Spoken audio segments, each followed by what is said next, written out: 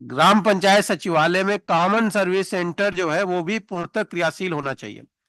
उसका प्रचार प्रसार कर दिया जाना चाहिए। किसी भी गांव के आदमी को अनावश्यक रूप से किसी और ऑफिस में नहीं जाना चाहिए। उसको डोर स्टेप डिलीवरी है, जो सर्विस डिलीवरी है, उसको डोर स्टेप पे मिले। बहुत सारे प्रमाण पत्र आप जानते हैं, आप सभी लोग इससे भिज्ञ हैं कि गांव के आदमी को अपने ग्राम सचिवालय में जाए, वहां ऑनलाइन आवेदन करे, उसकी जो निर्धारित फीस है 30 रुपया वो दे, तो इससे पंचायत सेक्रेटरी को भी 5 रुपया इंसेंटिव मिलेगा, ग्राम पंचायत के ओएसआर खाते में भी जाएगा। हेलो कंप्यूटर स्टूडेंट्स में आपका स्वागत है दोस्तों। आज दिनांक 28/10/2024 को पंचायत सहायकों के मध्य एक जूम मीटिंग रखी गई थी, जिसमें सभी डिस्ट्रिक्ट के DPRO, director of Panchayati Raj, chief secretary, मुख्य सचिव मनोज कुमार सिंह, ग्राम प्रधान, ग्राम सेक्रेटरी, सचिव सभी लोग जुड़े थे। जिसमें से क्या था, मीटिंग का जो उद्देश्य था, पहला 1 घंटा जो था, जिसमें से टीबी रोग से मुक्त यानी ग्राम पंचायतें उनको मुक्त पूरा यहाँ पे किस तरह से उपचार और जागरूक किया गया है, सारी चीजें यहाँ पे बताई गई थी। पूरा एकदम क्लियर किया गया है कि क्या क्या उपाय किए जा सकते हैं। अगर कोई व्यक्ति ग्राम पंचायत में टीबी से युक्त है यानी टीबी जिसके मिलता है, तो उसको 3,000 रुपए मतलब जैसे वो इलाज कराने के लिए एडमिट होगा उसको दिए जाएंगे निश्चय पोषण योजना के तहत। उसके बाद सीएससी संचालन यानी ग्राम पंचायत में कॉमन सर्विस का बताया गया, ओएसआर खाते को बताया गया और जीपीडीपी कार्य योजना के बारे में बताया गया। तो पहले मैं जीपीडीपी ऐड कर देता हूं, फिर उसके बाद ओएसआर खाते। 2,500 लोग ही जनपदों से जुड़े हुए हैं। सभी डीडी साहबान और डीपीआरओ साहबान से अनुरोध है कि और लोगों को फोन करवा के लिंक प्रसारित करवा दें, ताकि इस वेबिनार का नीचे तक सभी को फायदा मिले।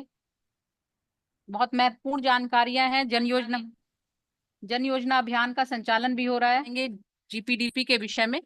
और जीपीडीपी क्या पंचायत डेवलपमेंट प्लान पे करेंगे, जिसमें तीनों स्तरीय पंचायतों के लिए है और हमारे वरिष्ठ अधिकारी से कोई जुड़ा है? सर, हमने जो लिंक था वो सभी के लिए था, त्रिस्तरीय पंचायतों के पदाधिकारी और जनपद और मंडल स्तर के अधिकारियों के लिए। ठीक है, सभी के मतलब आम पब्लिक भी सुन रही है और जो हमारे ऑफिसर हैं वो भी सुने। नहीं, मैं चाहता हूँ कि तीनों स्तर के पंचायत का प्रतिनिधित्व है कि नहीं। आप सभी को पता है कि 14वें वित्त आयोग की अनुशंसा के बाद जो है पंचायतों को अपनी वार्षिक कार्य योजना तैयार करते हुए ई ग्राम स्वराज अपलोड किया जाना अनिवार्य किया गया है। और अब तो 15वां वित्त आयोग चल रहा है,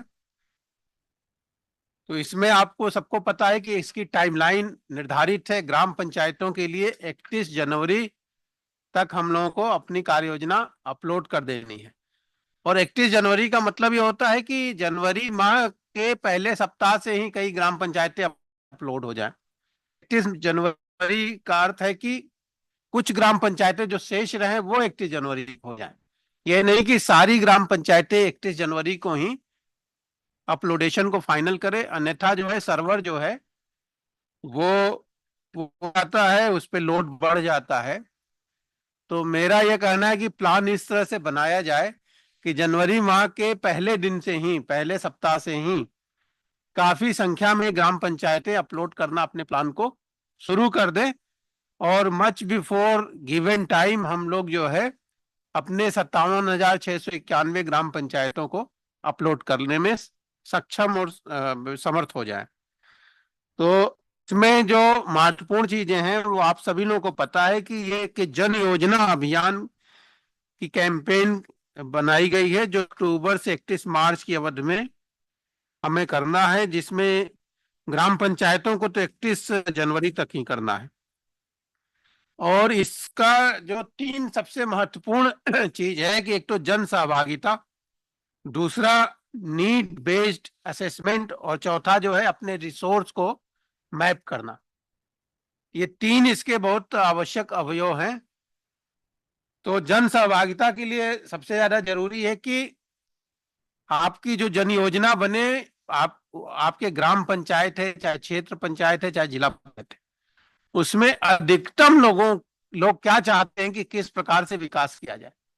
9 थीमेटिक विषय तो रहेंगे ही, उससे हम बियॉन्ड नहीं जा सकते, लेकिन सबकी भावना और सबके विचार उसमें परिलक्षित होने चाहिए। यही सच्चा लोकतंत्र है। लोकतंत्र का अर्थ ही होता है कि अधिक से अधिक लोगों की हम राय लेकर के कार्य करें। और ग्राम पंचायत सचिवालय में कॉमन सर्विस सेंटर जो है वो भी पूर्णतः क्रियाशील होना चाहिए।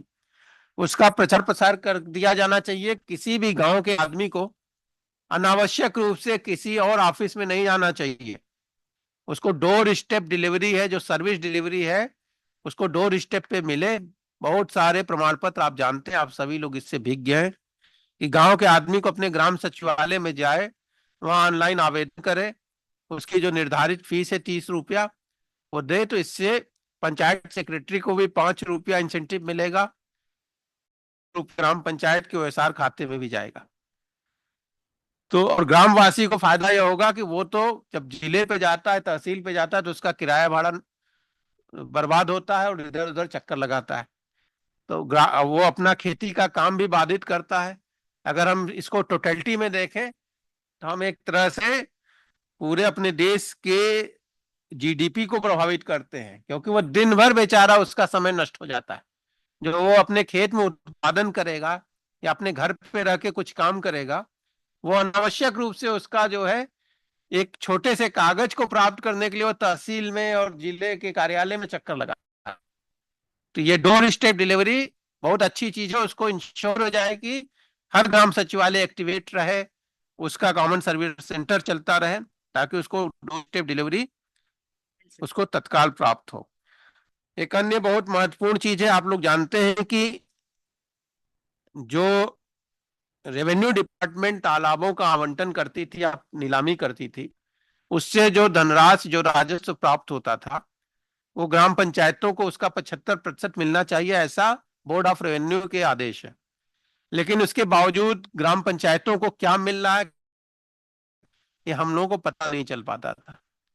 तो एक पहल की गई है कि इसका एक जो है पोर्टल बने, और पोर्टल लगभग विकसित हो चुका है। पोर्टल प्राय विकसित रूप में आ चुका है। उसका एक तहसील बक्सी का तालाब, जो लखनऊ लखनऊ तहसील है, उसके सारे जो आंकड़े भी उसमें फीड हो चुके हैं, और बाकी जिले भी इस पे काम कर रहे हैं। पर इस पोर्टल में जो पंचायत विभाग का महत्वपूर्ण रोल है, आपका ओएसआर खाता जो है, जो ग्राम पंचायतों के ओन सोर्स रेवेन्यू के अकाउंट्स हैं, वो भी इस पोर्टल पे मैं तभी तो पता चलेगा कि कितना उस गांव जो तालाब थे उसका जो पैसा आया उसके खाते में पहुंचा कि नहीं। तो मैं देख रहा हूं कि आज भी लगभग 1283 अभी ओएसआर खाते नहीं आए हैं। और मेरा यह कहना है कि इसमें गांव, उन गांवों का नाम मंगा लीजिए, जिलेवार, केवल संख्या नहीं, गांव का नाम भी मंगाइए कि इन गांवों में क्यों ओएसआर खाते अभी तक नहीं खुले हैं। और उनके डीएम्स को और सीडीओस को भी डीओ लिखवाइए। ठीक है।